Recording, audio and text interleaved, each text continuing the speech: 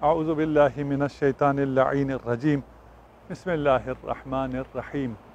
امیر المؤمنین علی ابن ابی طالب کا فرمان اس سرزمین سے، جسے سرزمین ولا کہتے ہیں، علی کے چاہنے والوں کے سرزمین سے علی کا کلام ارشاد ہے: هل ينتظر اہل بزازة الشباب الا حوانی الحرم؟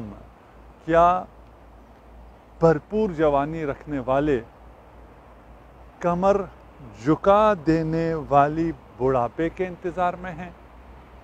میں قربان جاؤں، یہ کلام صاحب لا فتح ہی کہہ سکتا ہے۔ کس کے لیے؟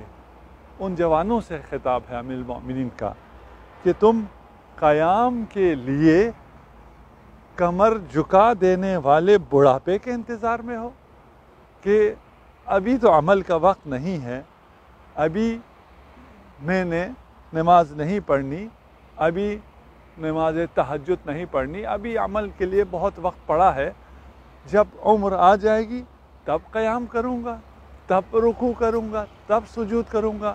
یہ بھرپور جوانی خدا نے تجھے عبادت کے لیے عطا کی ہے۔ اس جوانی سے بھرپور فائدہ اٹھاؤ، اور اس سے پہلے کہ یہ جوانی نہ رہے، یہ ثواب نہ رہے، یہ کیف و سرور نہ رہے، عبادت جوان کے عبادت میں مزہ ہے۔ جوان عبادت کر سکتا ہے، قیام کر سکتا ہے، رکوع کر سکتا ہے۔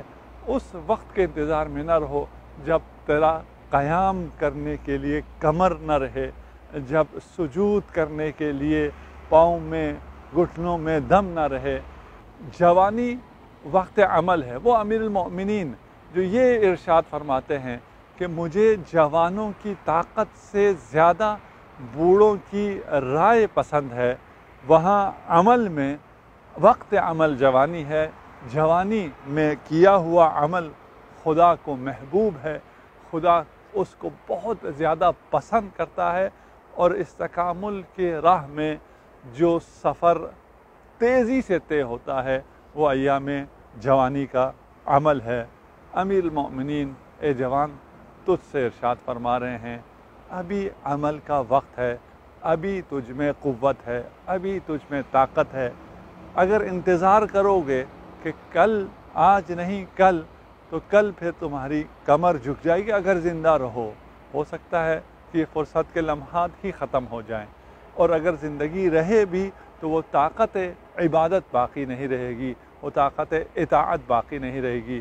اللہ کی دی ہوئی اس طاقت اور اس جوانی کا شکر یہ ہے کہ اسے اللہ کی عبادت میں بسر کرو۔